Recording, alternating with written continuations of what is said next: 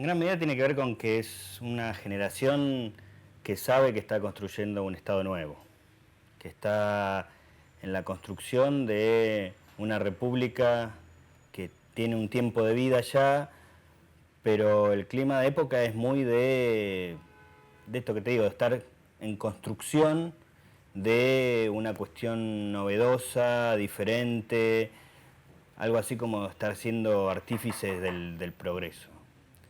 En ese sentido, es verdad que puede pensarse que comparte con esa generación esa idea, que además, digamos, en términos de lo que ha sido la historia de nuestro país, a veces, sobre todo durante procesos o etapas muy largas, nos llama la atención, digamos. En un montón, durante mucho tiempo la Argentina fue más bien el país del no se puede hacer, y son más bien contados los momentos en los cuales uno ve eso que algunos llaman proyecto de país, o, digamos, pero que tiene que ver con estar convencido de que están construyendo algo nuevo y que eso nuevo es algo llamado a perdurar en el tiempo.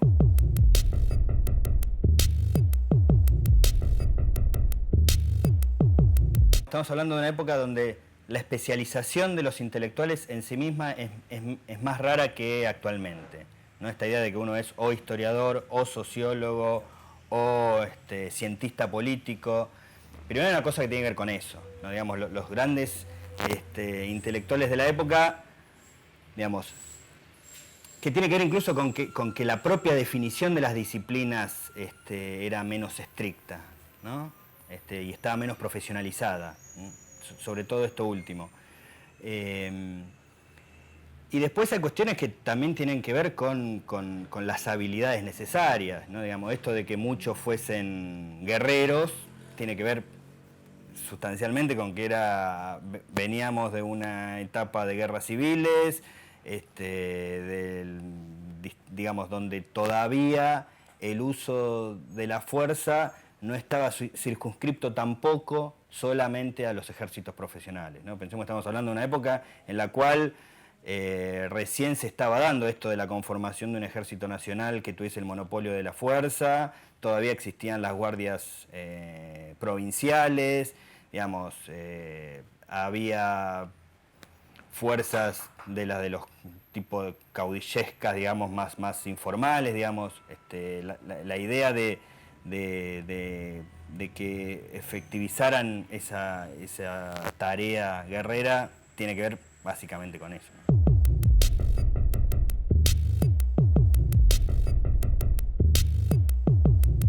Estamos hablando de una época donde también las reglas de juego de la política son menos claras.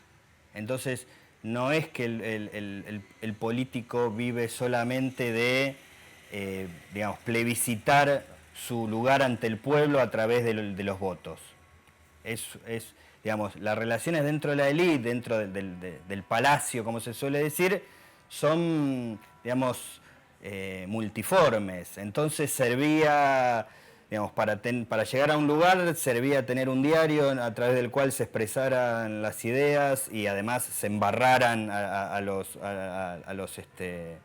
otros políticos, y también si uno además venía de ser un militar exitoso, en ese sentido el caso de Roca y de Mitre son claros, digamos, también eso sumaba. Entonces, de alguna forma se puede pensar que esa multiplicidad de tareas en algún sentido eran las tareas que demandaba la política de la época.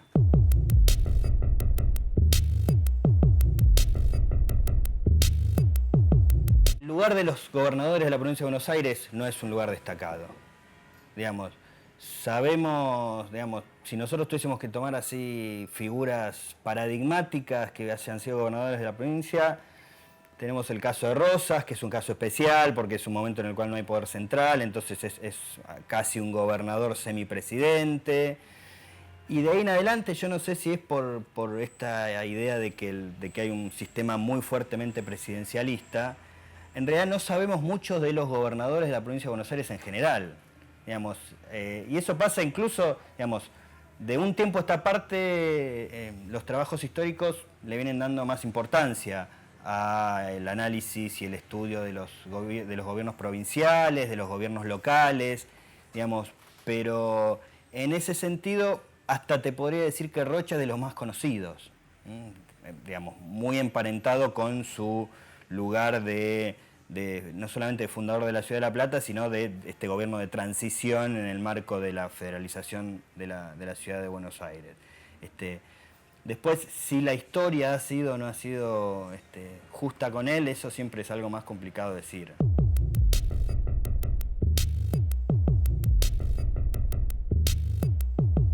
Cualquier sociedad secreta tiene ese doble encanto, digamos, ese encanto de que nunca se sabe muy bien quiénes las componen, cuál es su poder real.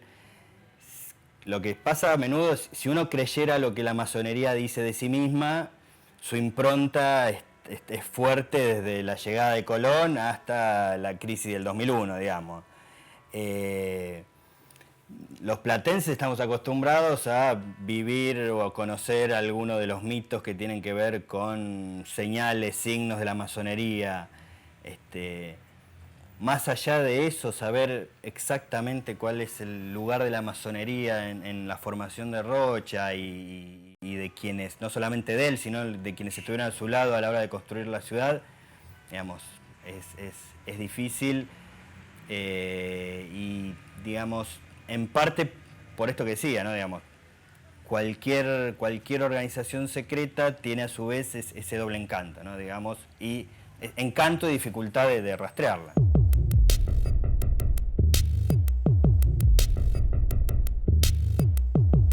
La ciudad es una ciudad pensada en términos de sede del poder y eso se nota ya en su propio trazado. En ese sentido es interesante que es una combinación de las novedades urbanísticas de la época, pero que mantiene la tradición española de la plaza central y los poderes públicos y la iglesia del otro lado. Digamos, es una combinación interesante, novedosa, y sin duda sí, no es casual que el eje de la ciudad sean los poderes, porque es una ciudad que a la vez está pensada para ser poderosa, y por otro lado sabía que eso le iba a costar. Digamos, digamos, es una ciudad donde se van a depositar poderes que tenían la sede en una ciudad con mayor tradición, con mayor población, digamos. Entonces, digamos, hay como un doble juego, ¿no? Una ciudad llamada a ser poderosa, pero que sabía que se iba a tener que ganar ese lugar.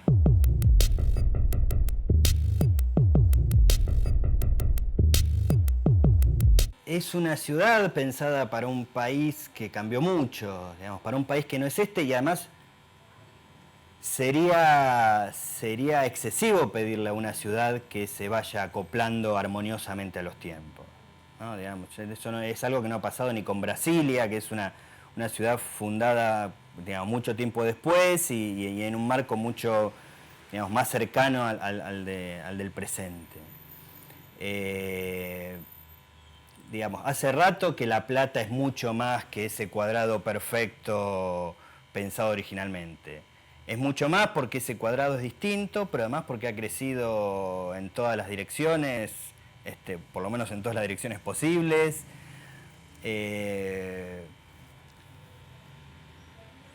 En un sentido queda claro, y esto, digamos, seguramente es algo que para Rocha sería un haber, queda claro su lugar de capital de la provincia de Buenos Aires.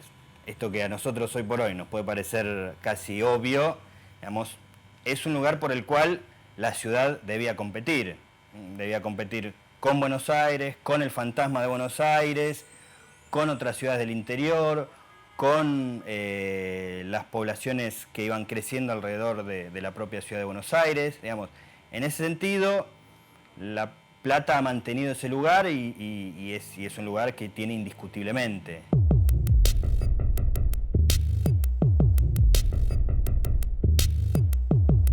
Rocha es sin duda es un exponente de la generación del 80. En ese sentido tiene todo esto que vos comentabas de contradictorio. Eh,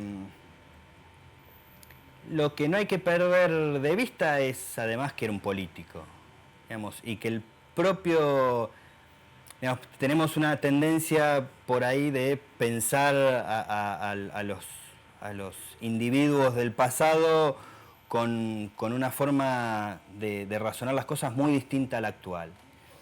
En ese sentido, La Plata, además digamos, de su hija dilecta, de su obra, también era una apuesta política, ¿no? También Rocha se jugaba mucho y seguramente en términos de frutos no consiguió todo lo que él había pensado, que seguramente sería llegar a la presidencia de la República. En ese sentido, digamos, sufrió la impronta de una época con un centro político muy fuerte, que era el de Roca, y no es casual que Rocha, como tantos otros políticos de la época, haya tenido sus etapas de amor y de odio, digamos. En ese sentido, y también tiene que ver con esto que decía hoy, de que era un sistema político donde las reglas de juego no estaban muy claras. Uno no sabía, digamos, para llegar a ser presidente, si alcanzaba con fundar una nueva ciudad o si además había que tener un proyecto de esto, de lo otro y convencer gobernadores. Rocha era una figura pública central para la época, que sin duda se quedó, en algún sentido se quedó con las ganas de poder escalar más allá del lugar de gobernador de la provincia. Pero bueno, tampoco ha sido el único, ¿no? En el marco de la historia argentina que le ha pasado eso.